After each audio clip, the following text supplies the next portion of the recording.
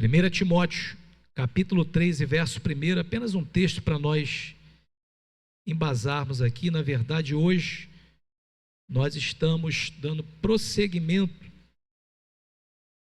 à série de estudos, irmãos, que Deus tem colocado em nosso coração acerca de formação. Deus tem falado que essa igreja é um verdadeiro celeiro de pregadores, de cantores, não é? De servos de Deus. E se é um celeiro, nós precisamos ser formados para termos um serviço uniforme e de excelência. É bonito quando você encontra alguém, e alguém pelo teu perfil, ele sabe a tua escola, a tua origem, né? Fala assim, olha, você é de tal lugar, porque as tuas características de serviço, elas se encaixam com a escola de formação desse lugar, né? Então a uniformidade, a visão e o trabalho de Deus na nossa vida nos ajuda a exercermos melhor o ministério. 1 Coríntios capítulo 3, a partir do verso 1, nos diz assim: esta é uma palavra fiel. Se alguém deseja o episcopado, excelente obra deseja. Verso 2: convém, pois, que o bispo seja, primeiro, irrepreensível, marido de uma mulher, vigilante, sóbrio, honesto, hospitaleiro, apto para ensinar, não dado ao vinho, não espancador, não cobiçoso de torpe ganância, mas moderado, não contencioso, não avarento. Verso 4: que governe bem a sua própria casa, tendo seus filhos em sujeição com toda a modéstia. Verso 5: porque se alguém não sabe governar a sua própria casa, terá cuidado da igreja de Deus. Verso 6: não neófito, para que ensoberbecendo-se não caia na condenação do diabo. Somente até aqui, não é? Texto que fala sobre o dever e as qualificações dos líderes da igreja do Senhor Jesus. Quantos aqui, irmãos, precisam de oração nessa noite, carecem de oração? Presbítero Eliel, orando ao Senhor. Oramos, igreja. Pai Santo, Deus eterno, estamos em Tua presença, Pai querido, e cremos que Teu Espírito Santo, Pai Santo, está em nosso meio, Pai. Fala conosco, abre, Senhor, o nosso entendimento, o nosso coração. Pai amado, como a Tua palavra diz, que possamos ser uma terra, Deus amado, que venha produzir 30, 60, 90, Pai querido, para o Teu reino. Muito obrigado por esta palavra, já te agradecemos. Instrui-nos, ó Deus, na Tua presença, com poder, Pai amado, e edifica o nosso coração em Tua palavra, em Teu reino. Assim nós te agradecemos, em nome de Jesus. Amém. Meus irmãos, podemos assentar. Nós vamos falar sobre alguns temas aqui nessa noite, né? Eu coloquei os temas que nós vamos discorrer e vamos explorar o máximo que nós pudermos aqui e aprendermos com essas ferramentas tão preciosas da parte de Deus. Vou pedir a ajuda dos irmãos na leitura dos textos da palavra de Deus, né? Se puder pegar um microfone para nos ajudar, nós teremos aqui alguns textos e nós vamos aqui discorrer com muita tranquilidade, né? Sem pressa. Nós temos até Jesus voltar para terminar esses estudos aqui, né? Tomara que seja amanhã, mas se não for, Ele nos dê tempo aí também de nós darmos continuidade. O primeiro tema aqui dessa noite será ética no ministério. Para nós começarmos a estudar essa disciplina, que é uma disciplina importante da palavra de Deus, primeiro nós temos que entender qual é a definição de ética. O que é ética, irmãos? Ética é a investigação dos princípios que motivam, distorcem, disciplinam ou orientam o comportamento humano, refletindo a respeito da essência das normas, valores, prescrições e exortações presentes em qualquer realidade social.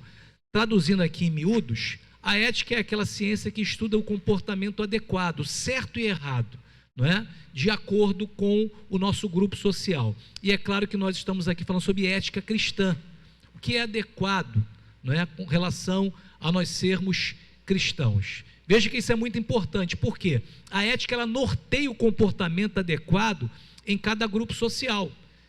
Por exemplo, hoje você tem muitos relacionamentos através reuniões na internet, hoje você tem aulas através da internet, hoje você tem conversas pessoais de família em grupos da internet. E quando você aprende que existe uma ética nos relacionamentos, você aprende como você se comporta em cada ambiente. Quando você vai fazer um curso à distância, você é orientado a esse respeito. Como é que você se comporta no ambiente em que você vai fazer um curso onde tem muitas pessoas? Geralmente eles te orientam. Se você for escrever, não escreve em caixa alta ou em letras maiúsculas, porque parece que você está gritando. Escolha bem as palavras, fecha o teu microfone, levanta a mão para você poder falar, porque é regra de plenário. Ou seja, existe um comportamento adequado.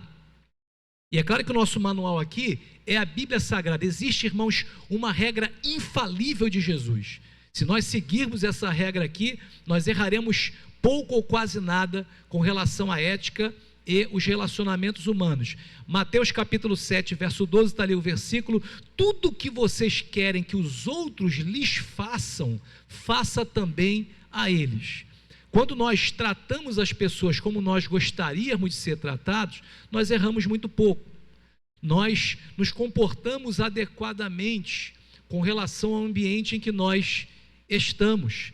Então Jesus nos deixou ali uma lição acerca de ética, acerca de comportamento, principalmente em comportamento em grupo. Claro que não é a nossa disciplina aqui, mas a sociologia diz que o ser humano é um animal social. O que isso quer dizer? Ele tem que estar debaixo de lei, de regras, de normas, de ética, que nada tem a ver com moral. Moral fala mais de consciência, né, de princípios, de valores. Todo ser humano tem consciência daquilo que é certo e errado. Até uma criança já nasce com essa consciência, que é um juiz moral. Uma criança muito pequenina, depois que ela apronta, a primeira coisa que ela faz é olhar para nós, né, com aquele olhar assim, fiz besteira, né, porque ela tem uma lei moral, a consciência que está dentro dela. Então, ética ministerial é viver de forma irrepreensível diante de Deus, da igreja e da sociedade. Eu já vi muita gente falar assim: ninguém tem nada a ver com a minha vida. Só que quando você aceita Jesus, é totalmente diferente. Você se torna um outdoor de Deus, uma propaganda de Deus. Então as pessoas que estão lhe observando, quem sabe você seja a única Bíblia que essa pessoa vai ler. Daí a importância de você entender que todas as pessoas têm sim alguma coisa a ver com você, porque você está brilhando, você está no velador. As pessoas estão buscando referenciais de comportamento, e esses referenciais de comportamento eles vão tentar buscar, às vezes é claro que inadequadamente, distorcidamente, mas vão buscar em nós, né? Então essa ética ministerial, que é muito mais elevada até do que a ética cristã, ela é a forma irrepreensível de nós vivermos diante de Deus, da igreja e da sociedade. Alguém pega o microfone e sempre diz que viver, ser crente na igreja é fácil, né? Coloca aqui um paletó, faço a barba, deu tempo de tomar banho hoje, tomar um cafezinho, tem dia que não dá, graças a Deus. Aí você vem para a igreja, né? Aí você fala que dá uma de crente espiritual, é fácil. Porque eu estou num ambiente velado, num ambiente que pode muito bem me fazer atuar com relação ao tempo que eu estou ali, porque eu vivo ali 2 horas, 1 hora, 4 horas por semana, no máximo. Agora no meu cotidiano, no meu trabalho, já parou para pensar que Jesus foi buscar os apóstolos no trabalho deles? Justamente que é o lugar que as pessoas ficam o maior tempo da sua vida. Às vezes nós ficamos mais tempo com os colegas de trabalho do que ficamos com a nossa própria família, e é um lugar que nós tendemos, né, a relaxar com relação ao nosso compromisso cristão. Jesus foi lá no trabalho dos apóstolos buscá-los, porque ali é um lugar que nós temos a tendência de, quem sabe, afrouxar um pouco o nosso comportamento. Então, ética ministerial é essa responsabilidade. Vejam, irmãos, o texto que nós lemos aqui, 1 Timóteo capítulo 3, verso 2, diz que é necessário primeiro que o bispo, vamos colocar líderes ali, vamos parafrasear, líderes sejam irrepreensíveis. Essa é a primeira palavra. Eu confesso que quando eu leio essa palavra eu tenho um temor muito grande, porque essa palavra irrepreensível, na verdade, eu coloquei ela ali no grego, anepilemptos, quase uma língua estranha. Ela não tem a conotação ou a explicação ou a tradução de perfeição sem pecado, porque isso seria inatingível para todos nós. Quando o apóstolo Paulo está escrevendo para Timóteo, um jovem obreiro que estava pastoreando uma das maiores igrejas daquele tempo, maior e mais importante igreja, que era a igreja de Éfeso, que era a capital da Ásia Menor, o porto de entrada e a ligação da Europa com a Ásia, ele escreve dizendo para ele: olha só, Timóteo, você precisa ser irrepreensível, e todos quantos você levantar, você tem que observar essas características. Você já parou para poder ler esse texto? Do capítulo 3 de 1 Timóteo, você vai perceber que não tem nenhuma qualificação de talento ali, todas elas são qualificações de caráter. Quando fala para levantar um líder na igreja, não está perguntando se ele sabe cantar, se ele sabe pregar, se ele tem dons espirituais, está falando que tem que ser, primeiro, irrepreensível, marido de uma só mulher, moderado, sensato, respeitável, hospitaleiro, apto para ensinar aqui, não é que ele tem uma boa teologia, é que ele tem verdadeiro testemunho para ensinar com a sua própria vida. Ou seja, ele tem autoridade para poder ensinar, apto é que ele tem autoridade para se levantar e ensinar. Então são qualificações ali de caráter. Esse termo aqui, irrepreensível, irmãos, quer dizer aquele que vive de forma que, mesmo que alguém queira o acusar, não encontre base.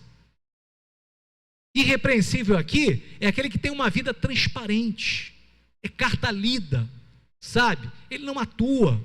Ele não é uma coisa na igreja, outra coisa em casa, outra coisa no trabalho. Não. Ele é carta lida. A sua vida é autêntica. Irrepreensível aqui é aquele que mantém a coerência entre o púlpito e a prática. Não é uma pessoa que é hipócrita, que tem coragem de exigir e ensinar coisas às pessoas das quais ele não é capaz de cumprir. Muitos anos atrás, existia um certo líder cristão que ele defendia que as pessoas não podiam ter televisão em casa, não podiam ver televisão, e usava vários argumentos para poder embasar esse tipo de, segundo ele, doutrina que ele defendia, e ele pregava isso veementemente. Eu me recordo que quando nós recebíamos pessoas dessa denominação na nossa casa, se a televisão tivesse ligada, eles nos pediam para poder desligar a televisão, senão não entravam na sala, e podia estar passando qualquer coisa, até um desenho animado, até uma coisa que não tivesse nenhum problema, e eles pediam para desligar. Uma certa feita alguém esteve na casa desse líder na época, de muitos anos, e eu não vou declinar nome hoje, e se eu declinasse, talvez muita gente nem lembraria a respeito dele, mas foram na casa dele, e ele tinha uma TV que na época era novidade no Brasil, nem no Brasil tinha ainda, tinha lá na sala da casa dele, e alguém na época, não tinha internet, porque se tivesse internet a coisa tomava uma força muito grande, mas alguém na época divulgou, ou seja, ele estava ensinando alguma coisa às pessoas, que ele próprio não estava cumprindo. Isso quer dizer o quê? Hipocrisia. Manter coerência entre o púlpito e a prática. Se estiver preparando a palavra, você fala assim: esse espelho aqui, primeiro, está acusando defeito em quem? Em mim ou nas pessoas? Esse espelho, essa espada está cortando para as pessoas ou está cortando para mim? Quero lembrar os irmãos que a palavra de Deus é uma espada de 2 gumes. Ela corta para os ouvintes, mas antes ela tem que cortar para aquele que vai se levantar para ensinar. E quando você começa a estudar que tem alguma coisa que você não está enquadrado, e a gente se sente muitas vezes entristecido com isso, para mim é um sinal de Deus para a nossa vida, para nós ajustarmos uma área na qual nós teremos autoridade para falar. Eu me recordo de uma certa feita que eu chamei um obreiro, não foi aqui, tá? Já para poder os irmãos não ficar pensando, quem é? Deixa eu ver, Deixa eu ver quem é. Foi lá em Honório Gugel, eu chamei ele para poder orar pelas ofertas e dízimos. E esse obreiro, ele fez assim, com o dedo, não. Aí depois eu chamei outro irmão, estava ao vivo, eu não vou ficar insistindo com a pessoa, não sei o que levou a ele não querer orar. E depois do culto ele me chamou, muito triste, falou assim: sabe por que eu não fui orar quando o irmão me chamou para orar pelos dízimos e ofertas? Porque eu não sou dizimista e ofertante. E eu não me senti habilitado para poder fazer aquilo. Falei: rapaz, mas o que está faltando? Vamos orar aqui agora, vamos começar daqui para frente. Você vai deixar o diabo te inabilitar de abençoar a vida de algumas pessoas, porque você não está cumprindo uma área que para nós é importante, é uma doutrina? Vamos jogar isso por terra em nome de Jesus. Vejam, irmãos, como não cumprir uma área da nossa vida nos inabilita, tira a nossa autoridade para abençoar vidas naquela área. E pode ser que você, estudando a palavra de Deus, encontre alguma área que você não está encaixado, não está enquadrado, e precisa se enquadrar. Pode ser que quando eu estiver estudando a palavra de Deus, eu encontre e devo encontrar áreas nas quais eu não estou enquadrado. Isso não é um sinal de fraqueza, é um sinal que o Espírito Santo primeiro fala com o pregador, para depois falar com o público que vai lhe assistir. E deve ser assim. Manter a coerência. Quem é verdadeiramente irrepreensível? Alguém contra quem não se pode sustentar acusação pública. Alguém pode te acusar? Sim ou não? Claro que sim, né? Infelizmente no Brasil o acusado já tem peso de condenado, né? Aqui no Brasil tem muito disso, né? O acusado já vai para a internet, ele já é condenado. A pessoa pode te acusar de qualquer coisa. Eu tenho alguns advogados aqui, mas o ônus, quem tem que provar aquilo que está falando é a pessoa, né? Não é quem está sendo acusado provar que não fez, não é isso? A pessoa que vai se desgastar se você não fez nada. Então isso é irrepreensível, é ainda que alguém levante um pleito público, ele não possa sustentar essa acusação, não tenha como levar adiante, falar, como diz o ditado, até papagaio fala, mas sustentar aquilo que ele falou, é que é outra coisa. Ser irrepreensível é quem honra seus compromissos. A palavra compromisso, irmão, sabe o que quer dizer? Compromessa. Quando eu assumo um compromisso, como obreiro, como cristão, como servo de Deus, ainda que eu tenha dano próprio, Salmos de número 15 fala sobre isso, eu vou cumprir esse compromisso, porque a palavra do cristão é algo que não pode ser colocado em xeque. Porque quando eu coloco em xeque a minha palavra, eu tiro a autoridade daqueles que estão me ouvindo. E eu não estou dizendo que a gente não possa errar, eu estou dizendo que a gente tem que se preocupar com aquilo que nós prometemos, com aquilo que nós nos comprometemos. Nós não podemos quebrar compromissos com facilidade, porque a nossa palavra deve ser sim, sim, e não, não. Pronto? Vamos lá. 1 Coríntios capítulo 4 e verso 12, se alguém puder ler para a gente, fala que nós devemos ser exemplos dos fiéis. Quem achar, por favor, bem rapidinho, 1 Timóteo capítulo 4 e verso 12. Veja o apóstolo Paulo instruindo Timóteo com relação, não é, ao seu procedimento.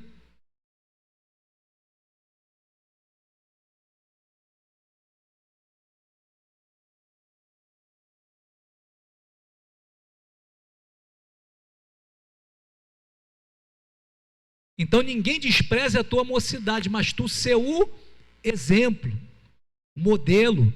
Irmãos, o ser humano, ele aprende por modelo de imitação. Não adianta eu subir aqui toda sexta-feira para falar se minha vida não for um exemplo. Meu exemplo arrasta. O meu exemplo imprime valores, modelo para os outros seguirem. É o nosso comportamento. Eu vim daí de trás da igreja, né? Então conheço o que as pessoas falam em atrás, e nada contra os irmãos que estão em atrás, né? Estou falando só com relação a saber o que se fala aí, quando alguém assume a tribuna e fala uma coisa do qual ele não está vivendo. Então, meu exemplo, não adianta eu falar, chega cedo, eu chego tarde. Não adianta eu falar, nós temos que participar se eu não participo. É o nosso exemplo, seu exemplo dos fiéis. Segundo aos Coríntios capítulo 8 e verso 21, fala que nós devemos proceder corretamente diante de Deus e diante dos homens. Será que nós temos escândalos hoje nas nossas igrejas? Sim ou não? E hoje tem uma coisa muito complicada, porque o escândalo toma uma proporção muito grande por causa da internet. E tem muita gente no nosso meio prestando um desserviço. Eu já falei sobre isso aqui algumas vezes. Gente que gosta de propagar, vive desse tipo de coisa. Sabe, quando você vê um urubu, ele sobrevoando uma plantação de flores, de orquídeas, você pode ter certeza que ele não está buscando flores, ele está buscando carniça que está lá no meio. Tem gente que é igual o urubu, ele está sobrevoando as flores para ver se tem carniça, porque ele se promove através da carniça. Tem muita gente hoje aí, tem podcast de gente que ele hoje se notabilizou por conta dos escândalos, tem prazer, ainda fala que Deus falou para ele denunciar, ser o profeta, tem que denunciar é outra coisa, denunciar é para os canais verdadeiramente que vão resolver o problema. Agora, escândalos, irmãos, começam em pequenas concessões. Tem coisa que hoje nós vemos vir à tona que começou pequenino, começou no secreto. Deus deu oportunidades, Deus advertiu, Deus deu condições, Deus falou, começou pequenininho, mas se a gente desvia 1 centímetro aqui, a vida ministerial e cristã é um ângulo, lá na frente é 1 quilômetro, por isso que as coisas pequenas devem ser resolvidas e tratadas para que não se tornem a causa da nossa queda. E quando vem à tona, irmãos, a queda é feia, o escândalo, ele traz verdadeiramente uma queda terrível para aquele que está fazendo a obra de Deus. Porque a falta de caráter destrói a unção pública. Aí você imagina alguém que demorou anos. Você já viu a batalha que é para você construir uma vida espiritual? Meu Deus do céu. De vez em quando você apresenta os pratos, as possibilidades, você pesa na balança e fala assim, tem tanta coisa em jogo aqui. 30 anos construindo um ministério, sendo fiel a Deus, a minha esposa, sendo fiel, tentando fazer o meu melhor com erros e acertos. Olha só, se eu não resolver essa pequenina brecha aqui, essa pequenina ruptura, eu já falei aqui que o diabo não precisa de uma brecha, ele só precisa de uma fissura, porque uma fissura, ele pode botar uma cunha. Quantos aqui sabem o que é uma cunha? Uma cunha, irmãos, pode ser um pedaço de madeira ou de metal. Quando você quer abrir uma brecha grande, você não abre a brecha de uma vez só. Se o material for resistente, você abre uma pequena fissura e coloca uma cunha, um pedaço de metal, um pedaço de madeira, e aquilo ali fica aberto, e depois você volta novamente e coloca uma cunha maior, a brecha fica maior, e você volta de novo e coloca uma cunha maior. Sabe o que é isso? Quando nós vamos ver, a brecha é irreparável. Por isso que aqui nós estamos falando sobre testemunho, e que os escândalos começam em pequenas concessões. Começamos a abrir a guarda no ministério, na nossa vida de liderança, na nossa vida cristã. Fazíamos e já não fazemos mais, vigiávamos e já não vigiamos mais, né? Começamos a entrar por um caminho do tem nada a ver, que segundo os antigos era um demônio pequenininho que se apresentou lá no inferno e falou assim, olha, eu vou lançar a moda do tem nada a ver, ninguém deu nada por ele, mas ele está fazendo um estrago nas igrejas aí até hoje, o tem nada a ver. Não podemos abrir pequenas concessões, porque o que repousa sobre a nossa vida é algo muito importante, é o nome de Jesus, é a embaixada do céu. Nós não podemos. Vivemos numa cultura que observa a igreja criticamente, irmãos, como era em Éfeso. Lá em Éfeso, sabe o que acontecia? A cultura era grega. A cultura grega, ela costumava observar o caráter da pessoa. Além de ser uma cultura voltada para beleza e para o saber, a parte moral desabilitava muito uma pessoa. O apóstolo Paulo, quando estava escrevendo aqui a Timóteo, ele está dizendo, você está cercado de uma cultura que está observando a igreja criticamente, esperando uma queda, um escorregão.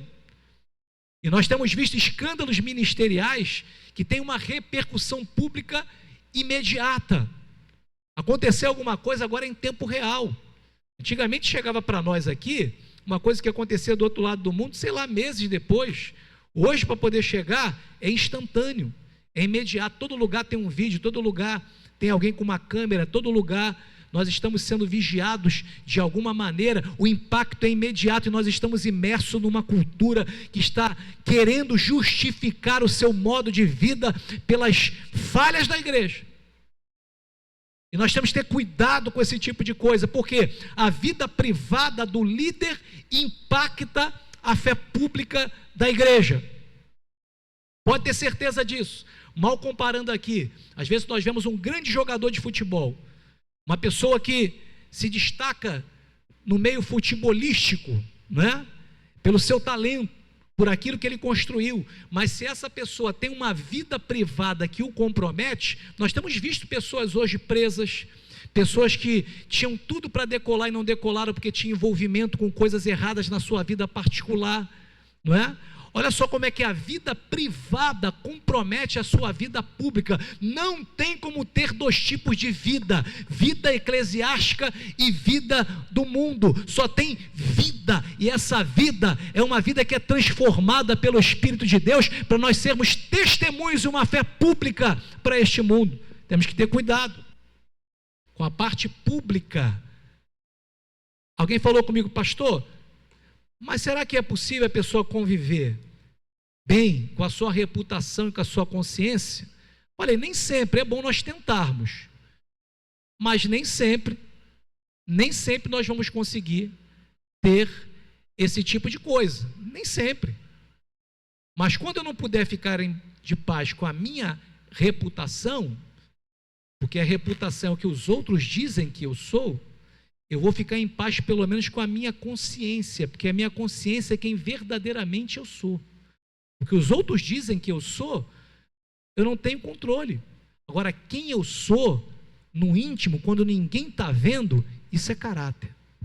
Quando eu não estou no púlpito, quando eu não estou na igreja, quando eu não estou diante de pessoas, quando eu estou sozinho, eu e meu travesseiro e Deus, ali é verdadeiramente quem eu sou. Quando eu estou em paz com essa consciência, eu estou bem. Falaram de Jesus, irmão? Sim ou não? Expulsava demônios por Beelzebu. Foi isso que só falaram isso.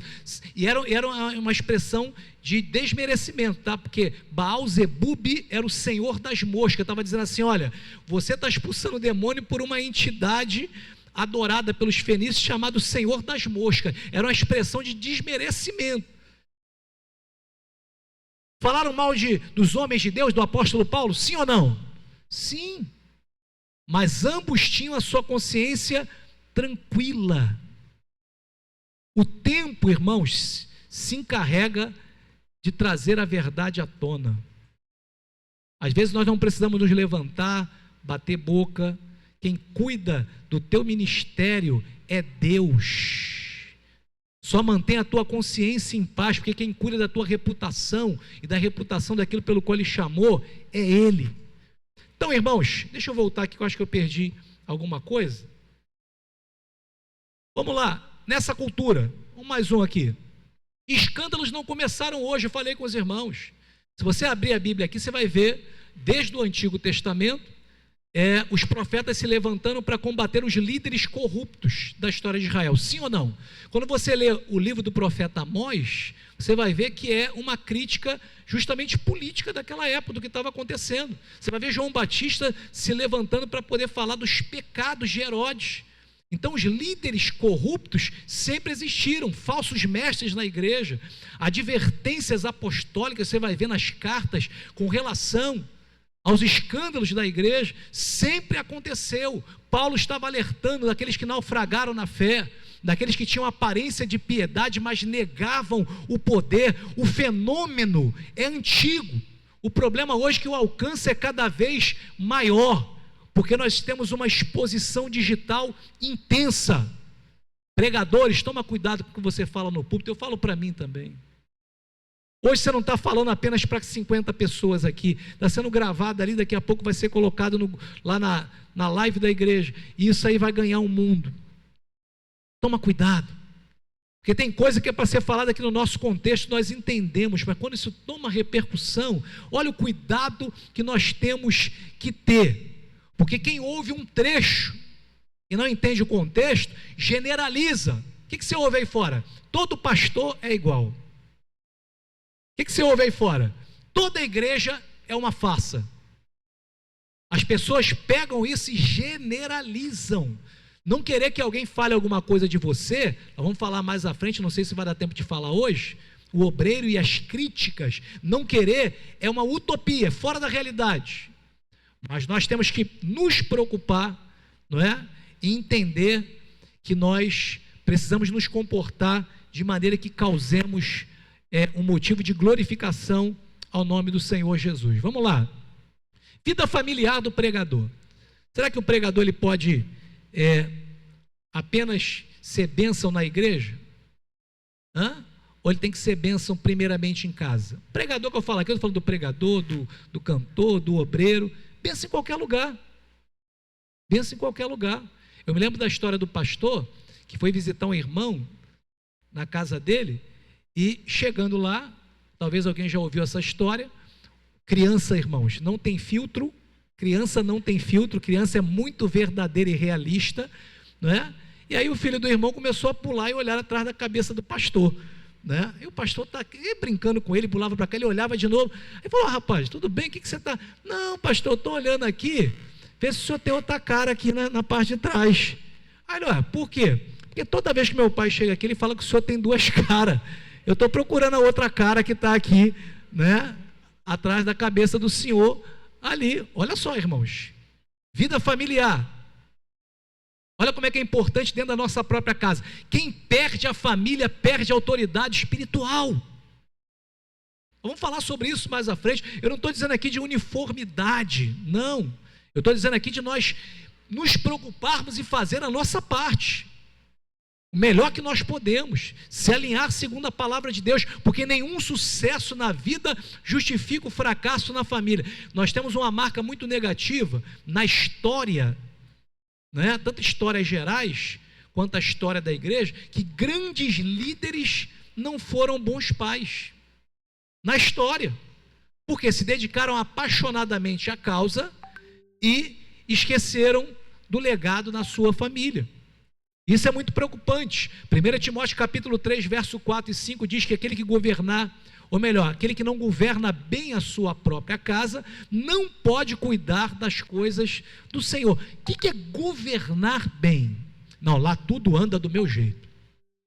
É do jeito que eu quero, na hora que eu quero, da maneira que eu quero, né? Lá tem é assim, governar bem. Como é que você caracteriza um bom governo? Um bom governo é caracterizado pela prosperidade dos cidadãos que estão debaixo dele. Não é isso? Se tem um bom governo, os cidadãos que estão sendo governados por ele, porque quando o justo governa, né? O que a palavra de Deus diz? Quando o justo governa, o cidadão se alegra. É mais ou menos isso, né? Mas quando o ímpio ele governa, o cidadão geme. O governo faz com que aqueles que estão debaixo dele prosperem, se desenvolvam, amadureçam. Claro que um num tempo, outros no outro tempo, né? Cada um tem uma medida. Então o governo aqui é justamente isso. Se eu estou governando bem a minha casa tem saúde. Tem saúde. Estou falando da minha casa. Josué capítulo 24 e verso 15, houve uma escolha pessoal de Josué: quem quiser se desviar, que se desvie, porém eu e a minha casa serviremos ao Senhor. Quem quiser falar mal de liderança, que seja amaldiçoado sozinho. Eu e a minha casa serviremos ao Senhor.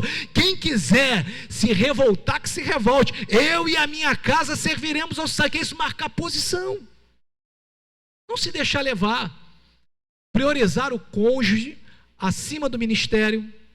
Isso é difícil, irmãos. Eu sei que às vezes a gente comete alguns excessos, né? Ouvi uma história de um pastor amigo esses dias que, na minha concepção, confesso que quando ele me contou, doeu lá dentro da minha alma, mas depois eu fiquei meditando. Ele disse que ele estava na porta do cinema para entrar com a esposa dele, e um certo irmão que ele conhecia, e já tinha orientado ele durante anos com relação à família dele, e esse irmão sempre foi muito resistente, né, em aplicar os ensinos que ele ensinava na igreja. E esse irmão liga para ele e fala: pastor, corre aqui para casa agora, pastor, porque eu e minha esposa estamos tendo uma discussão, né? Aí o pastor falou para ele: vocês estão discutindo, mas está todo mundo bem, tá todo mundo vivo, né? Tudo tranquilo. Olha só, então você vai ter que me esperar pelo menos 2 horas, porque eu estou entrando agora para ver um filme com a minha esposa. E vou falar para você, se você tivesse feito isso antes, ter trazido tua esposa para ver uns filmes, com certeza você não estava agora me ligando para me poder ir na tua casa, poder resolver um problema teu, que você deveria resolver, porque a autoridade aí é você. Foi assim que eu estou falando como ele me falou aqui, ele gritou ainda. Acabou o cinema, ele foi para a casa do irmão, chegando lá, bateu lá, nem atender, não atenderam, irmão. No outro dia, ele pensou: o irmão está chateado comigo. Que nada, pastor, que palavra que o senhor me deu, pastor. Eu aprendi ali, pastor, saí dali, fui fazer um lanche com a esposa. O senhor bateu lá, pastor, nós até ouvimos, mas a gente estava num momento de intimidade, então não deu para poder atender. Sabe o que é isso, irmãos? É difícil, porque o líder, ele tem uma síndrome de Salvador. Eu me lembro como se fosse hoje, eu estava morando em Rocha Miranda, e uma pessoa aqui do bairro me ligou. Eram 3 horas da manhã. E eu atendi o telefone. Fiquei preocupado. Alguém não liga para a pessoa 3 horas da manhã, né? Minha esposa lembra bem. E essa pessoa gritava do outro lado, coloquei no Viva Voz, comecei a atender, colocando a roupa. Ela, pastor, vem para cá correndo, porque meu filho vai ter uma desgraça, não sei o que, eu não entendia muito bem. Corre, pastor, que vai ter uma desgraça. E corre, e tentei ligar para um irmão que estava mais perto, ninguém atendia, 3 horas da manhã. Peguei o carro, sonolento, saí lá de Rocha Miranda, bati em Jardim América. Quando eu cheguei na porta da casa da pessoa, que nem membro da igreja era na época, tem muitos anos, congregado, eu vi todo mundo sentado, bebendo, rindo. E eu cheguei na porta, pastor, o senhor veio, pensei que o senhor nem vinha. Eu fiquei catatônico, não tinha nada para falar. Aí eu virei as costas e fui embora. Sabe o que eu aprendi ali, irmãos? Eu não sou refém das urgências alheias. Podia ter morrido no meio do caminho, batido com o carro. Tanta coisa podia ter acontecido. Claro que tem coisa que é emergência, mas nós não podemos de forma nenhuma deixar de priorizar a nossa casa para outra coisa. Eu sei que esse filtro é difícil de fazer, porque as pessoas pensam que o líder, ele é o responsável das mudanças que tem que acontecer na vida dele. Ele sempre vai terceirizando para o líder, sempre vai colocando na mão do líder, e ele nunca toma a posição que deve tomar como líder. A autoridade na nossa casa, irmãos, não é pastor. A autoridade na nossa casa, a Bíblia diz, é o cabeça, é o esposo. O pastor é um orientador espiritual. Se a pessoa não resolver, muitas vezes, sabe o que vai acontecer? Vai colocar pano quente, vai melhorar, mas não vai resolver. Se não mudar a atitude, não resolve. Priorizar o cônjuge, tempo de qualidade com os filhos. Você tem quantidade de tempo? Quem aqui tem tempo sobrando aí? Deixa eu ver. Se tiver, por favor, vamos negociar isso aí, não é? Ninguém tem. Todo mundo está organizando a agenda. Todo mundo está puxando daqui para não ficar devendo, ele está todo mundo aqui. Então, se eu não tenho quantidade, o que eu tenho que fazer? Qualidade. O tempo que eu tenho, eu vou dar qualidade. Vamos lá, não expor a família no púlpito. Isso aqui é difícil, porque de vez em quando a gente tem vontade aqui, né? De dar uns exemplos, né? Mas não expor, isso é importante. Isso é importante, que às vezes num testemunho que nós estamos dando, nós estamos expondo alguém da nossa casa, afastando pessoas. Você conhece a intimidade, você está ferindo a intimidade dessa pessoa, você está quebrando a confiança que essa pessoa tem. Proteger o lar das pressões ministeriais. Quem é líder aqui tem que tomar muito cuidado, irmãos, porque senão você sobrecarrega a tua família com pressões do ministério. E tem coisas que não é necessário, não precisa. Tem coisa que eu não falo nem para a irmã André, está na saída da CIB agora, juntamente com a diaconisa Flávia. Tem coisa que eu não passo nem para minha esposa. Não é porque eu não confio, porque eu não quero, porque eu vou sobrecarregá-la. Vai ser desnecessário. Filhos, quem tem filho, toma cuidado. Irmãos, fica só captando assim, igual aquela torre de radar. Não fala nada. Aí você fala, tu viu o irmão fulano?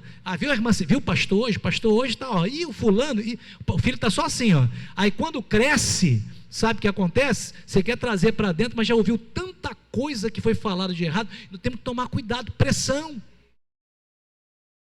Eu sei porque eu me policio nisso, irmãos, desde muito tempo. Eu morava em Miguel Couto quando eu comecei a dirigir Jardim América, então quando saía da igreja, era uma caminhada para poder ir para casa, né? De carro. E às vezes você faz o quê? Sai da igreja, doido para não explodir, pressão subindo, né?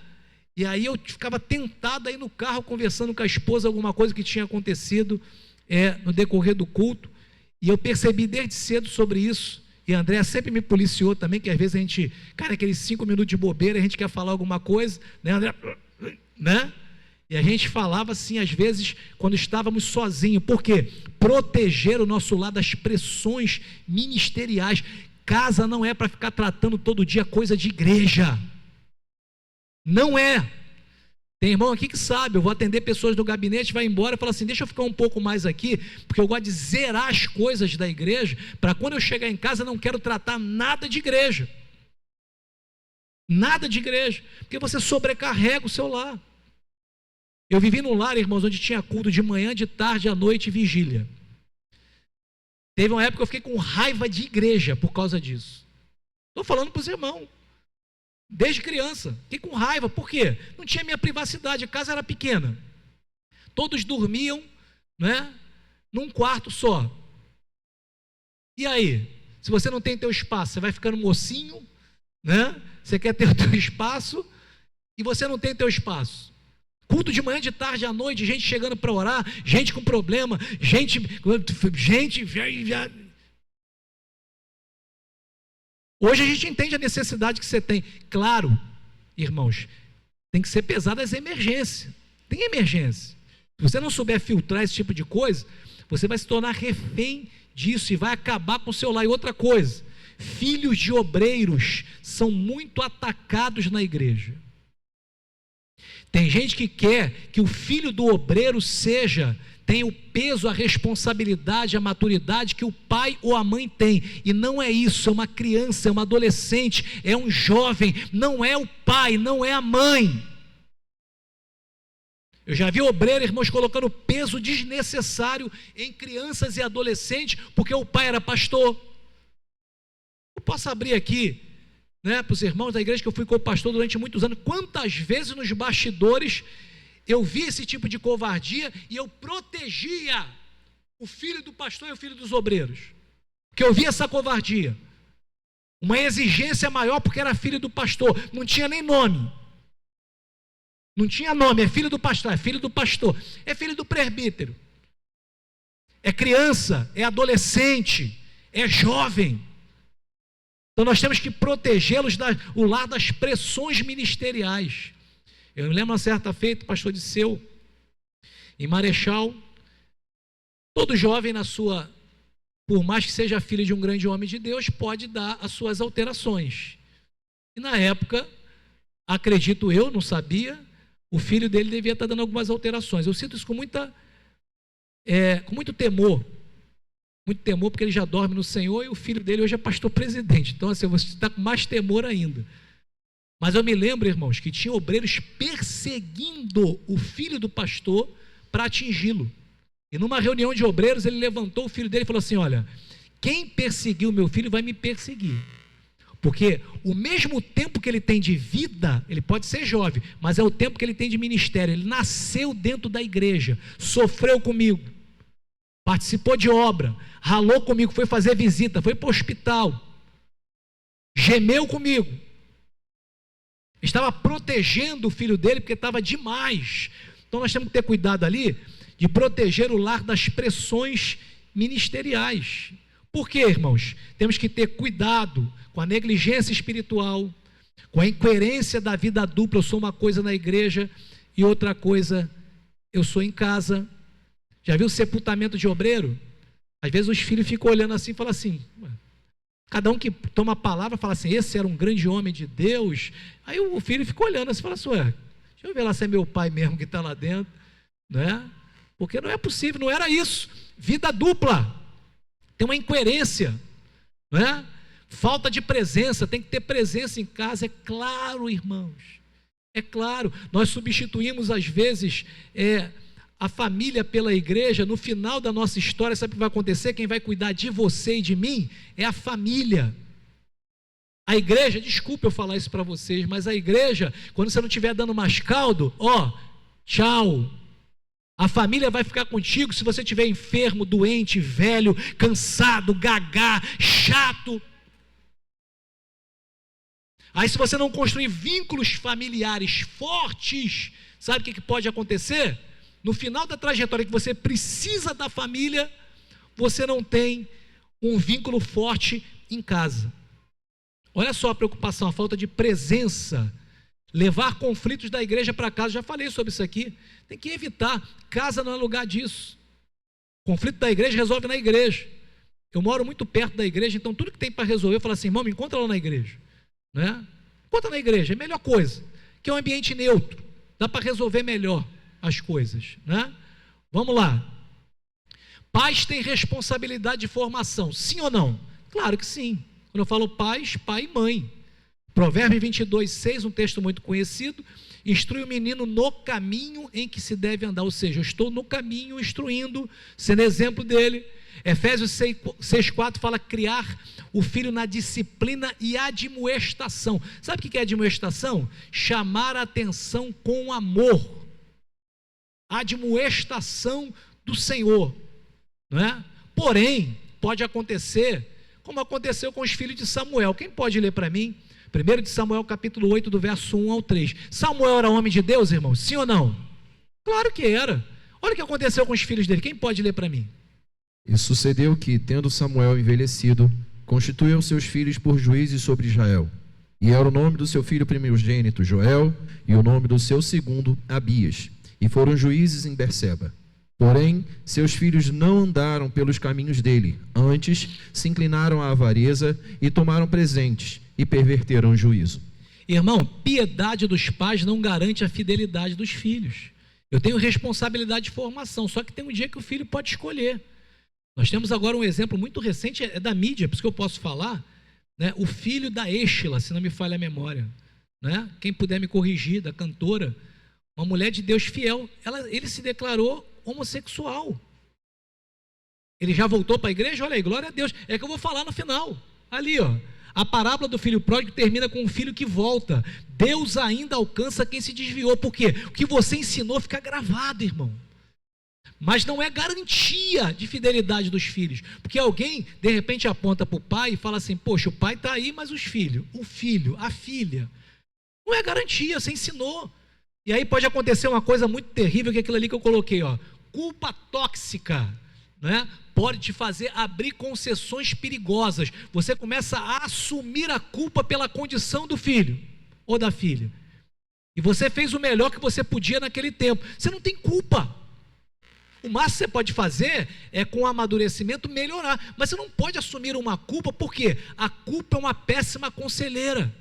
Vai fazer você começar a abrir concessões, permitir coisas que você não permitia antes. Irmãos, eu aconselhei uma pessoa da igreja que estava permitindo a filha ter relações sexuais com um namorado dentro de casa, a título, sabe de quê? De falar, sabe o quê? Falar assim, não, é melhor ter aqui do que ter lá fora. Eu entendo essa família, eu tento entender. Isso é culpa, não tem outra explicação, porque não pode abrir concessão.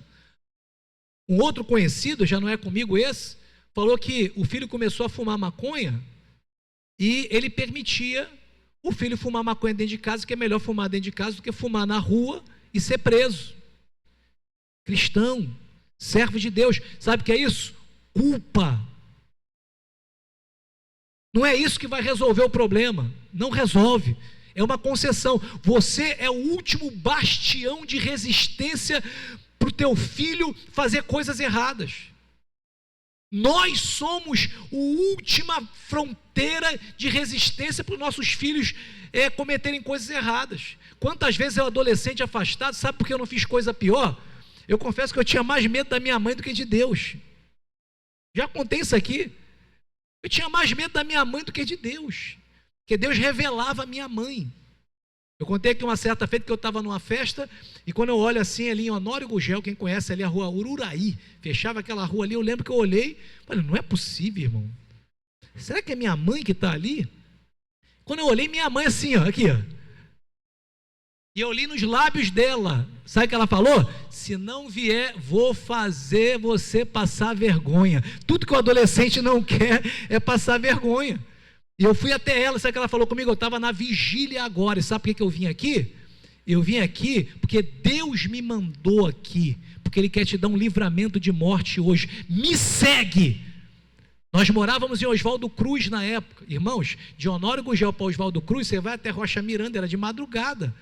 Não tinha Uber, essas facilidades, eu tinha táxi era uma fortuna, né? Nós fomos andando de Honório para Oswaldo Cruz, e eu falando com ela, ela falando comigo, ela, vamos para casa, quando chegou em casa, eu fiquei em casa. No outro dia, nós tivemos a notícia, quando eu acordei, que o carro que eu estava de carona, eu estava no carona, sofreu um acidente, e a menina que estava no meu lugar, porque tinha uma menina que foi para o meu lugar, no banco carona, Patrícia, veio a falecer.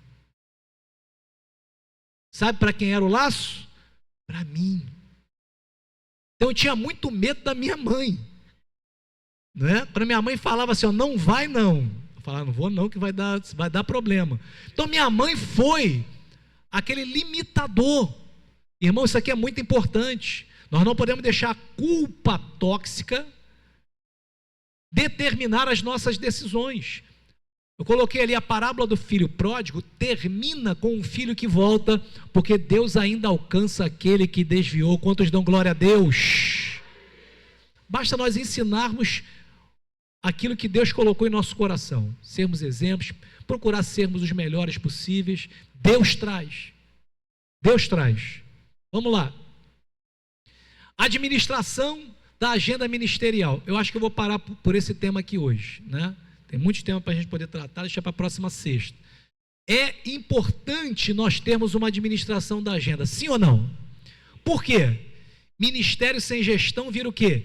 Exaustão. Eu falei aqui no domingo que o que mais eu ouço hoje são pessoas falando que está sobrecarregada, que está cansada, que eu não aguento mais, que tem que ir de novo para a igreja. Eu só escuto gente falar isso. E eu fico pensando, sabe o quê? Primeiro, essa pessoa está cuidando da tarefa e esquecendo do dono da tarefa. Porque quem dá força para nós exercermos a tarefa é justamente o dono da tarefa. Os olhos têm que estar em Jesus. Segundo, essa pessoa está fazendo coisas pelas quais Deus não mandou ela fazer. Porque com a tarefa Deus dá também a condição, a graça. A graça vai ser para você e para mim suportar a tarefa. Então tem gente sobrecarregada porque tem gente envolvida no ativismo religioso. Ele não quer ser conhecido mais por aquilo que ele é, mas por aquilo que ele faz. Então ele acha que ele só é importante e reconhecido quando ele está fazendo alguma coisa. Então é importante aqui, nós temos um ministério com gestão, com organização, com agenda. Eu coloquei ali, Marcos 1,35, fala de Jesus ali. Primeiro, Jesus tinha uma agenda concorrida, sim ou não? Sim ou não, irmãos? Sim. A missão dele era a mais importante do universo, salvar a humanidade. Que missão mais importante do que essa? Porque às vezes a gente fala assim, não, sou muito importante, não tenho tempo. A gente acha que ter muitas atividades é sinal de importância, né? E hoje já está sendo provado ao contrário, né? Que antigamente na sociedade, quando você queria ver uma pessoa ocupada e importante, você via uma pessoa que estava de terno e gravata. Você falava assim, trabalhando lá no centro, essa pessoa é importante, está de terno e gravata, andando como se não tivesse tempo para nada, né? Fala com todo mundo, falando toda hora no celular. Hoje em dia, quando você olha uma pessoa importante, geralmente ela está com roupa de academia e está bem tranquila, porque ela é dona do seu tempo. Ela conseguiu ser dona do ativo mais precioso, que é o seu tempo. Ela consegue organizar o seu tempo, né? Então ali, Jesus com a maior tarefa do mundo, tirou tempo para poder orar. Marcos 1,35, Lucas capítulo 5,16, diz que ele se retirou para orar, ou seja, teve tempo para poder fazer a devocional, buscar lenha. João 2,2, com a maior tarefa do mundo, Jesus foi à festa. Mas ele foi para o ministério, nada disso. Lê o versículo 2, ele foi convidado para ir numa festa. Ele não foi para exercer ministério, tanto que ele falou assim, mulher, que tenho eu contigo? Vieste me importunar antes da hora.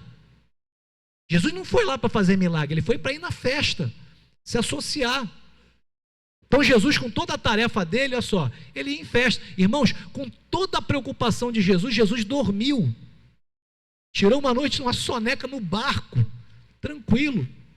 Com toda a tarefa do mundo, Jesus disse não. João capítulo 11, quando foram procurar Jesus, texto de Lázaro, queriam que Jesus largasse tudo e fosse atender o amigo dele, ele falou assim, fica tranquilo que ele dorme. Chegou lá depois de 4 dias. Alguém poderia dizer, Jesus não está nem aí. Ele não foi refém da urgência das pessoas, porque a urgência das pessoas de forma nenhuma pode interferir nas nossas prioridades. Todo mundo aqui tem uma prioridade, tem uma urgência. Mas qual é o cronograma das prioridades de Deus? A administração da agenda ministerial. Vê para mim se é Daniel 6,25, que fala que Daniel governava 125 províncias, né? Vê se é isso. e orava impreterivelmente 3 vezes por dia. Olha o que diz o texto aqui. É isso? 6:25? Procura para nós aí. Né? Se conseguir achar, fala comigo. Irmãos, Daniel naquela época, imagina, sem telefone celular, sem internet, sem canvas para poder fazer a apresentação do PowerPoint. Queria mandar os créditos aqui, não sei se vai ouvir depois para a Zaira, que eu só mandei o texto para ela e ela fez para mim a apresentação. Né? Tinha nada, não tinha carro, não tinha avião, vê se é 6:20, 6:15, dá uma olhada para nós aí. Mas a Bíblia diz que mesmo governando 125 províncias, sabe o que é isso? 125 cidades da época, ele não deixou de tirar tempo para orar 3 vezes por dia. 6:1? 6:1 é mesmo? Então lê para nós, por favor.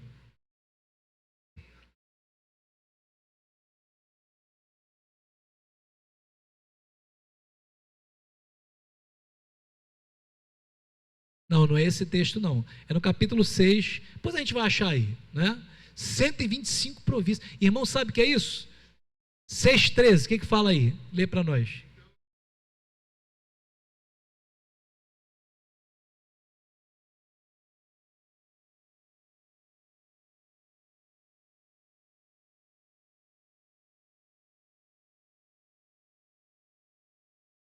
Três vezes ao dia. O texto do capítulo 6 são 2 versículos, na verdade. É o contexto do versículo 1, mas só que ele vai até o 3. E pareceu bem Dario construir sobre o reino 120 presidentes que estivessem sobre todo o reino. Então são 120. 125. 120 ou 125? Deixa eu ver. 120. 120. E sobre eles 3 príncipes, dos quais Daniel era um, aos quais esses presidentes dessem conta para o rei e não sofressem dano. Então o mesmo Daniel se distinguiu desses príncipes e presidentes, porque nele havia um espírito excelente, e o rei pensava em construí-lo sobre todo o reino. Todo o reino. Aí o 13 fala que ele continuava orando 3 vezes por dia. Irmãos, qual é a desculpa? Falta de tempo ou falta de prioridade? Administração da nossa agenda. Agenda com dias de descanso. Limite de convite. Irmãos, quando Deus soprar o teu nome, quando você tiver uma demanda maior do que você pode atender, você vai ter que organizar a tua agenda de acordo com prioridades. Vai ter hora que você vai ter que dizer: não posso, não consigo. Tem uma coisa que eu gosto demais, que é dar aula no seminário. Eu gosto demais. Esse ano eu tive que falar para o pastor Davi, não conte comigo esse ano, porque esse ano eu não consigo, eu não posso. Não dá para mim dizer não. De vez em quando alguém convida, não dá, hoje tenho compromisso, hoje eu quero descansar, não dá. Organizar a agenda, que às vezes nós recebemos um convite, parece que nós não podemos dizer não, parece que esse convite é um convite que é, né? Se você não estiver lá, se eu não tiver, Deus levanta outro. Se você não tiver ninguém, Ele levanta até as pedras para poder clamar, irmão. Agora o papel da tua casa, o papel que você tem com você mesmo é exclusivo. Não dá para levantar outro. Se você não se cuidar, não administrar, não se organizar, esses mesmos aí que te celebravam quando você batia a mala para cima e para baixo, são os primeiros a te apontar. Então cuidar da tua agenda, limite de convite, tempo fixo com Deus, não é só quando sobra tempo, migalha, ser disciplinado, tempo fixo. Não é? Porque senão começa a acontecer cansaço constante, irritabilidade. Tem irmão que está irritado na igreja, hein, irmão? Tem irmão que você não pode perguntar para ele: como é que você está? Está perguntando por quê? Está pensando que eu estou em pecado? Não é? Sabe o que é isso? Está sobrecarregado.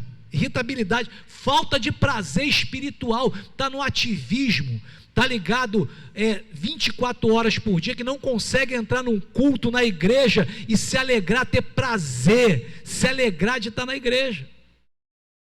Por causa de quê? Está sobrecarregado, é muita coisa, não organiza a sua agenda. É claro que os solteiros têm uma disponibilidade maior, os casados têm uma disponibilidade menor. Vocês vão ter uma ideia, vamos colocar exemplo, né? Esse ano eu resolvi retornar para poder fazer uma convalidação, porque eu tenho um projeto na área acadêmica já de muitos anos que eu não conseguia.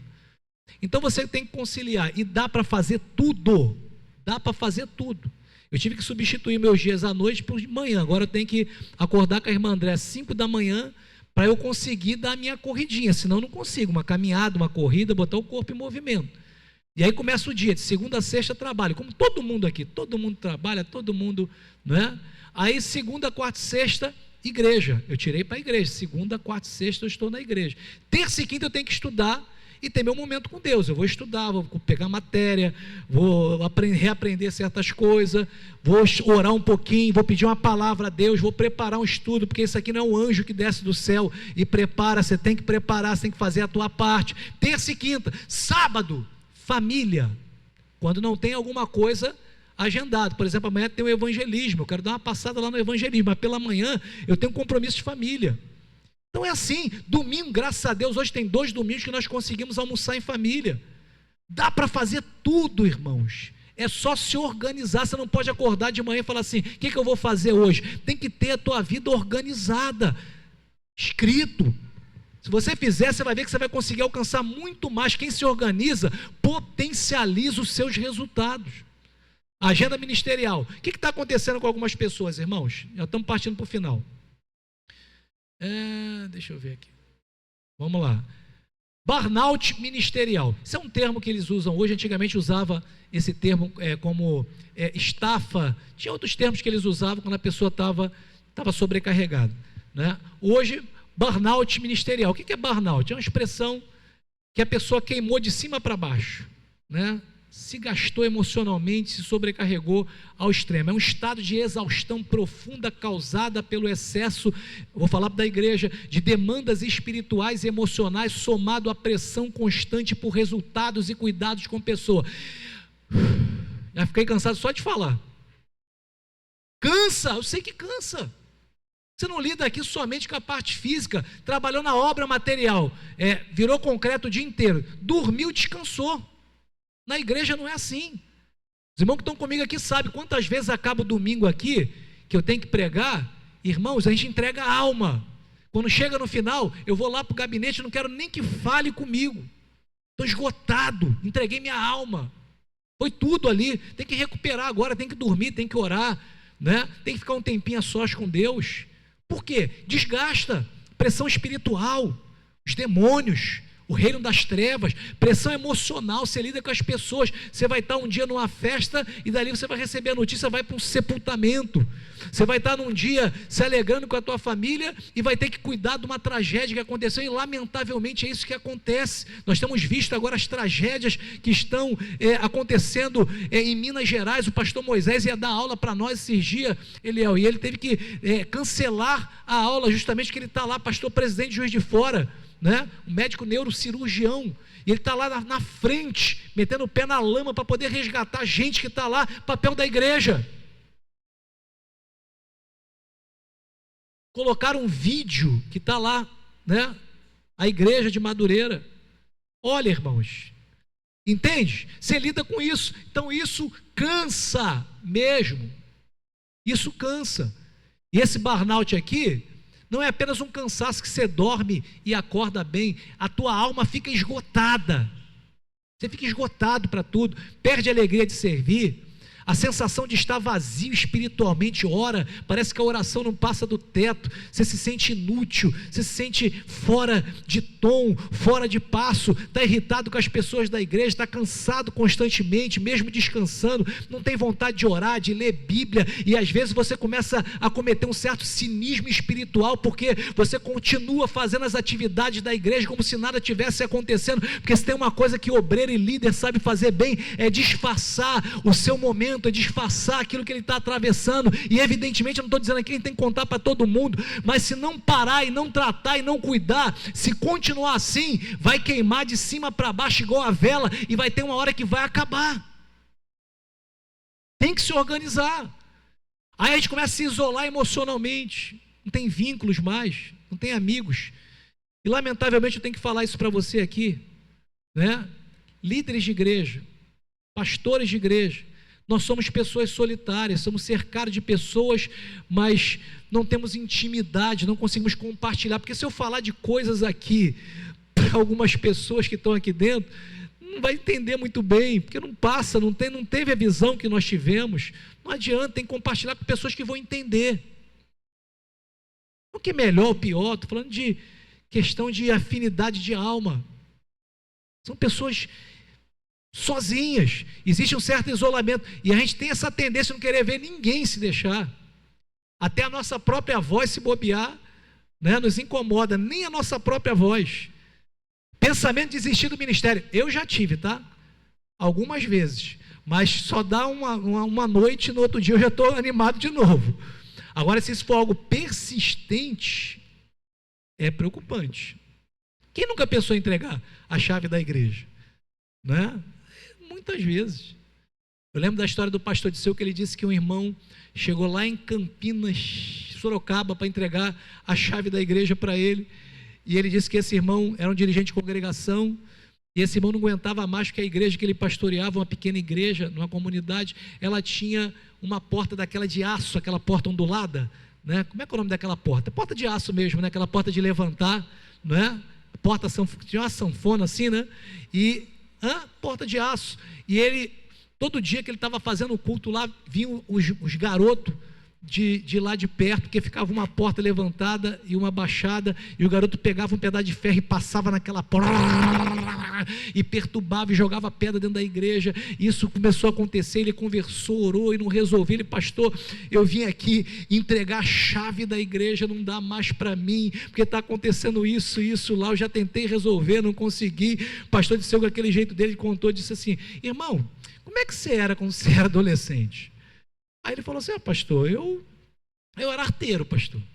É mesmo, irmão? Tinha energia, né? Não tinha nenhuma igreja perto da sua casa. Aí o irmão lembrou que tinha uma igreja perto da casa dele, que todo dia ele jogava a bola na porta da igreja, gritava na hora do culto, a bola caía dentro da igreja. Ele falou: irmão, então pega a chave da igreja, vai dirigir a igreja, isso é lei da semeadura. Não aceita a chave da igreja, volta lá e vai dirigir a igreja. Irmãos, o esgotamento é algo sério. Por quê? Passa tudo isso na cabeça da gente, e não é apenas um cansaço, é quando a alma fica esgotada. Causas que podem te levar a isso, eu estou partindo para o final, prometo que vou parar aqui essa parte do burnout ministerial. Primeira, eu falei já aqui, síndrome do Salvador, quer ser a solução, a palmatória da humanidade, resolver todos os problemas do universo, né? Ter resposta para tudo e para todos. Às vezes as pessoas chegam lá no gabinete, irmão, teve um esse dia que me contou: pastor, eu tive um sonho, né? Eu não vou contar o sonho, que são tantos sonhos, né? Aí contou um sonho assim, meio, eu estava tão cansado, irmãos, eu confesso que eu saí dali do gabinete, eu estava tão cansado, que a pessoa contou um sonho, né, que tinha alguma coisa relacionada a um refrigerante, né? Eu não bebo refrigerante, já tem quase, acho que uns 6 anos que eu não bebo refrigerante. Eu falei: irmão, eu vou orar para ver o que Deus revelou acerca disso, que eu não vou desmerecer o sonho do irmão, mas uma coisa eu já vou te adiantar: para de beber refrigerante, faz mal, irmão. Primeira coisa que Deus quer falar com você: para de beber refrigerante. Pronto, acabou. Síndrome do Salvador. Não, já pensou? Não, deixa eu ver que Deus vai me falar o que é o refrigerante que estava vindo. Não, a gente não vai ter resposta para todo mundo, solução para todo mundo. Vai ter hora que você vai falar: vamos orar junto, eu estou com você, mas eu não tenho como resolver o teu problema, não dá para poder resolver. E uma vez que a pessoa vem me pedir, isso aqui eu estou trazendo experiência para vocês verem que é o ministério. Essa pessoa orou, falou que Deus revelou para ela que ela tinha uma dívida para pagar, e Deus revelou que eu daria o dinheiro para ela. Aí ela foi lá na igrejinha ainda, né? Ela chegou, entrou, falei: revelou, irmão? Quanto que é o valor? Tá, eu não lembro o valor, é R$3.000, eu não vou falar de valores exatos, que eu não lembro. Era um valor expressivo, não era R$10, não era 100, era um valor expressivo. Falei: é mesmo? Deus, olha, vamos fazer o seguinte: se Deus realmente te revelou, se foi Deus, e eu não estou descrendo não, tá? Amanhã eu tenho 2.000 para poder pagar da igreja, eu não tenho R$1. Se Deus te falou, amanhã a gente vai ter 5.000 na conta da igreja. Se tiver os 5.000, 3.000 é teu. Fechado? A pessoa ficou assim. Eu não tinha os 3.000, estava tendo que pagar 2.000 da igreja, não sabia como. Lá na igrejinha. Você não precisa ser irmãos, a solução para tudo e para todos. Nós não temos a resposta para todo mundo.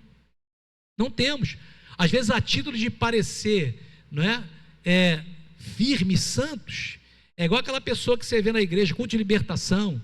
Tem muito disso, culto de libertação, né? Tem aquele irmão que Deus usa mais nos dons espirituais, e glória a Deus por isso, nós somos pentecostal.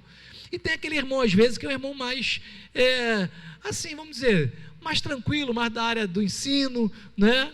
Assim como o pastor, mais da área do ensino. Aí tu vê aquela fila assim, ó.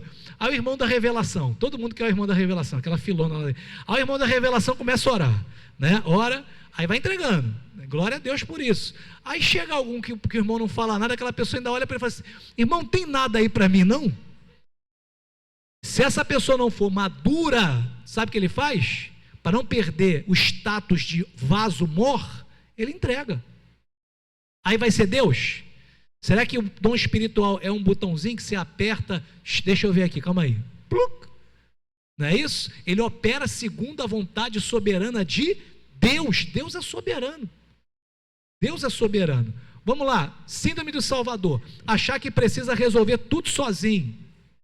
Até Moisés precisou de ajuda. Depois lê em casa, Êxodo capítulo 18, conselho de Jetro. Sabe o que Jetro falou para Moisés? Rapaz, tu vai atender esse povo todo sozinho, você vai morrer. Coloca cabeça de milhares, cabeça de centenas, cabeça de dezenas aí, e fica contigo ao teu encargo apenas as causas mais difíceis. Irmãos, aprender a delegar é uma arte de liderança, porque delegar é confiar, é duro. Confesso que essa lição eu demorei muito para poder aprender, muito. Até hoje eu luto contra ela. Porque delegar é você entregar e saber que não vai ficar do jeito que você faria, 100%. Não vai. Se você fizer, você vai ficar 100%. 100% do teu jeito. Não é melhor. 100% do jeito que você acha. Se você entregar para alguém, vai ser cumprida a missão. Mas na tua concepção vai ficar um percentual abaixo. Mas está acontecendo. Está indo. Se você quiser abraçar tudo, ter todas as chaves da igreja, irmão, vai pifar, fazer tudo, vai pifar. Não dá. Não dá. Tem gente que pensa que só vai acontecer se ele tiver. Não dá. Delegar é confiar. Delegar, delimitar, supervisionar e premiar. Se você aprender isso, já valeu a tua noite aqui. Delegar, entregar e confiar. Delimitar. Você pode vir até aqui, a tua tarefa é essa, clara. Só pode vir até aqui. Se passar, eu piso para tu voltar para o teu lugar. Tua área é essa daqui. Supervisionar, de vez em quando você vai lá dar uma olhada, porque o feedback é importante. E tem pessoas que trazem o feedback para você, tem gente que você tem que arrancar dele, né? Foi cumprir uma tarefa no quartel, pastor André, como é que era lá? O sargento pagava uma tarefa para você, o que você tinha que fazer? E se não executar? Também, não é isso? E às vezes no meio da tarefa dá um feedback também, não é isso? Se não der o feedback, é uma transgressão. Vou aplicar isso aqui na igreja, aqui, irmão. Transgressão disciplinar, porque tem obreiro que tem que arrancar dele. Porque quando você paga uma missão para alguém, né, quando você entrega uma missão, você fica com aquela missão na cabeça. Quando você dá um retorno para o seu líder, você tranquilizou a cabeça da tua liderança. Não precisa nem terminar no meio do caminho, status, já encaminhei. Está em andamento. Hoje tem o WhatsApp que facilita isso demais, então a gente tem que aprender, né? Vamos lá. Segundo, carga emocional invisível. Eu falei sobre isso aqui. Todos nós aqui temos problemas familiares, temos pecados alheios, situações que nós tratamos dos outros.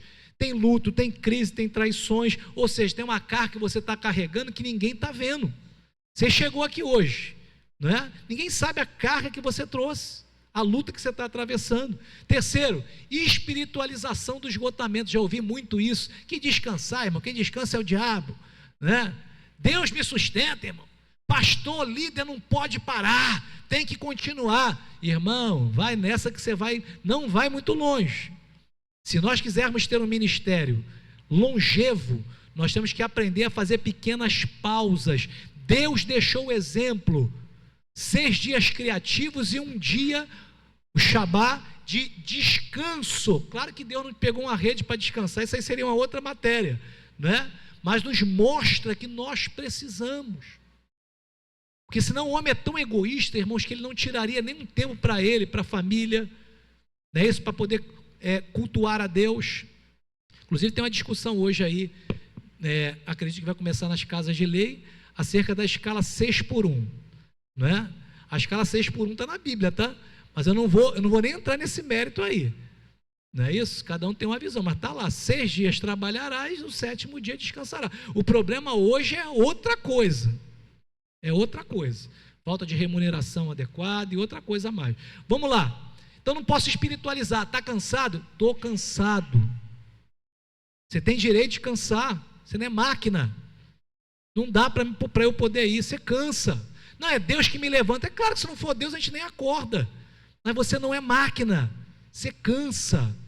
Então não pode espiritualizar quando você precisar fazer uma reposição hormonal. Não espiritualiza, vai no endócrino, se cuida. Passou dos 40, chegou nos 50, irmão, tem que fazer alguma coisa, tem que se cuidar, tem que fazer uma reposição de vitamina, tem que dar uma olhada lá como é que está o sangue, como é que estão as taxas. Se a gente não fizer isso, a gente não vai longe, mas vai se arrastando, capengando, né? Quer ter um ministério abençoado? Irmãos, não espiritualize esgotamento. Quarto, a falta de cuidado com a alma, sabe o que é isso? Muito ativismo e pouca presença de Deus. Prego, atendo, cuido, vai, visito. Vai. Como é que está meu tempo com Deus? Lembra do conselho de Jesus para Marta? Marta, tu estás afadigada com tantas coisas. É importante ter pessoas que fazem as atividades da igreja, isso não é pecado, o problema é você não ter prioridade. Hoje eu estou aqui, hoje eu queria você comigo aqui. Não é? Maria escolheu a melhor parte, saber entender o momento. Esse momento aqui não é o momento de você ficar desesperado, é o momento de você aproveitar a tua devocional, se reabastecer, ter o teu momento com Deus. Se você não colocar lenha aí, uma hora para, uma hora cansa. E as mesmas pessoas que te aplaudem, escreva isso, são as mesmas pessoas que vão falar: olha lá, está seco, está sem repertório. Aí, já não é mais o mesmo. E é desse jeito, não é maldade não, é desse jeito mesmo. Vamos lá. Como prevenir o burnout? Ou sair do burnout? Primeiro, redescubra a sua identidade. Aí estamos partindo realmente 5 minutos para o final. Você não é aquilo que você faz. Você é aquilo que a Bíblia diz que você é. Vou contar uma coisa aqui para os irmãos. Deus me curou, irmãos. Eu tinha um problema gravíssimo de quando eu estava em um lazer com a minha família, com o dinheiro que eu ganhei suado no meu trabalho, não é? Estou falando de muitos anos atrás. Eu ficava culpado de estar ali. Eu não me sentia inteiro, porque eu lembrava assim: pô, hoje tem uma atividade na igreja, hoje tem alguma coisa para ser feita. Estava num lazer com a minha família, descansando, porque depois que voltasse lá eu aprendi uma coisa: quando Deus te der uma oportunidade de descansar, descansa, porque batalha vem depois. Quando eu estou no lazer hoje, eu falo assim: o que vai vir depois, hein? Eu já penso assim, porque Deus está falando assim: descansa, aproveita. E eu me sentia culpado, eu não conseguia desfrutar do lazer, porque eu achava que Deus só me amava quando eu estava fazendo alguma coisa. Eu só era importante para Deus quando eu estava produzindo alguma coisa. E um dia Deus me falou profundamente: eu te amo por aquilo que você é, não por aquilo que você faz. Quando você sabe a tua identidade, que você é filho antes de ser pastor, que você é filho antes de ser líder do círculo de oração, que você é filha antes de ser pregador ou pregadora, que você é filho antes de fazer qualquer coisa no reino, ainda que você não fizesse, você é filho, porque o ministério não define o teu valor. Crie ritmos de descanso, irmãos. Dia sabático real. Você consegue desligar o telefone? Coisa difícil para mim foi desligar o telefone. Muito, por causa de trabalho e por causa da igreja. Você vai resolver problemas imediatos de emergência? Não tem como. Pastor, faleceu alguém aqui. Pode ser amanhã, pode ser eu. Vou ressuscitar a pessoa? Acredito que não, né? Entende, irmão, que eu estou falando para os irmãos? Entende? Não tem só você no mundo, não é só você que resolve. Deus sempre tem alguém. Crie um ritmo de descanso. Tire férias sem culpa. Eu sei que 30 dias é muito difícil, ninguém tem tempo, dinheiro, mas, irmãos, passar o ano todo a gente não descansar 10 dias, seja onde for, procure isso, é importante. Momentos offline, sabe o que é isso? Desligar celular, WhatsApp, Instagram, aonde ele está? Irmão, procura aí, porque só Jesus sabe. As lideranças sabem, ele sabe quando a gente vai fazer alguma coisa, e tem um ciclo aqui, quando um sai, o outro cobre. Eu, pastor André e pastor Edgar, né, nós nos comunicamos, e eles ficam responsáveis. Eles até sabem como me encontrar, mas, irmão, tem período que se você não jogar o celular para longe, falar assim, hoje eu não quero escutar nada que vem daí, que ninguém toca para falar assim, hoje você tem R$1.000 para receber. Não toca. É só problema. Né? Então, assim, outra coisa, delegue sem medo. Quem não delega, controla demais e adoece mais rápido, sem síndrome de controle, quer controlar tudo. Tudo tem que estar no meu controle, no meu tempo, da minha maneira, né? Isso causa, irmãos, uma sobrecarga. Tem alguém que cuide de você. Ei, você não é super-homem nem super-mulher, você precisa de alguém que cuide de você, que te mentoreie, né? Que te atenda, que tem experiência para te aconselhar. Você precisa de amizades sinceras, que tenham coragem de apontar o dedo e falar assim, se você continuar assim, você não vai longe, isso está errado, mas também que celebre. Eu aprendi uma coisa, irmãos, não é difícil você estar cercado de pessoas no pior momento da tua vida, não. É difícil você estar cercado de amigos sinceros, é quando você está próspero, abençoado, quando você está no monte. Se alguém consegue suportar o teu sucesso, essa pessoa é que Deus chamou para estar do teu lado, porque é difícil estar do lado de uma pessoa bem sucedida. Eu sei que é. Não, fulano está comigo porque estava no teu desterro. Não é difícil estar junto com uma pessoa no desterro. Agora, você suportar o sucesso de uma pessoa e continuar do lado dela, incentivando, esse é teu amigo. Alguém que suporte você crescer mais do que ele, momentaneamente, que até porque a bênção é cíclica, né? Hoje é você, depois canta a senha da Raquel, depois canta a senha do Breno, depois vem para cá, canta a senha do ministério, e aí vai assim, se alegrando. Sabe o que é isso? Tem amizades sinceras, gente que torce por você, te aconselha, coloca o dedo na ferida. Isso faz muito bem, porque você não deixa o teu coração estar sobrecarregado com as batalhas da vida. Aí você evita o cansaço. Como prevenir? Volte ao secreto. Não pregue sem primeiro ser pastoreado por Deus. Priorize a presença do que a performance. Intimidade ao invés de agenda. Cuidar do corpo é sinal de espiritualidade. Bom sono. Isso aqui é importante, difícil demais, né? Dormir adequadamente. Você sabia que o dia começa pela noite? Vá lá em Gênesis para você ver. Fala assim, e noite e dia o criou. Ele não fala em dia e noite. O dia começa pela noite. Quem não dorme bem tem um dia ruim. Sono, cuida do sono, higiene do sono. Deixa a tela pelo menos 1 hora antes de você dormir. Come uma comidinha mais leve. Não vai chegar do culto e comer mocotó, irmão. Você não está na idade mais. Eu sei que nós somos tentados a trabalhar o dia inteiro. Aí chega em casa, né? Com fome, aí a esposa fez frango com quiabo, pelo amor de Deus. Aí você fala, angu, frango e quiabo, mineiro. Aí come, enche a pança, vai dormir. Aí tem pesadelo, fala que Jesus falou com ele de madrugada. Barriga cheia. Feijoada, olha aí. Se cuida do teu sono. Cuida da tua alimentação.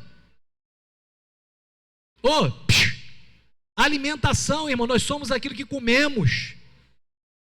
Se você não começar a cuidar disso, hoje, daqui uns dias você vai ser obrigado a fazer isso. Isso aqui é para ter ministério abençoado, sair desses ciclos de esgotamento que as pessoas estão vivendo. Cuidar do templo do Espírito Santo. Claro, guardar das devidas proporções, que tem gente que vai lá para o outro lado, né? Tem gente que ele muda de religião, ele fala, vou cuidar do meu corpo agora. Aí esquece de Jesus e é só todo dia lá no espelho.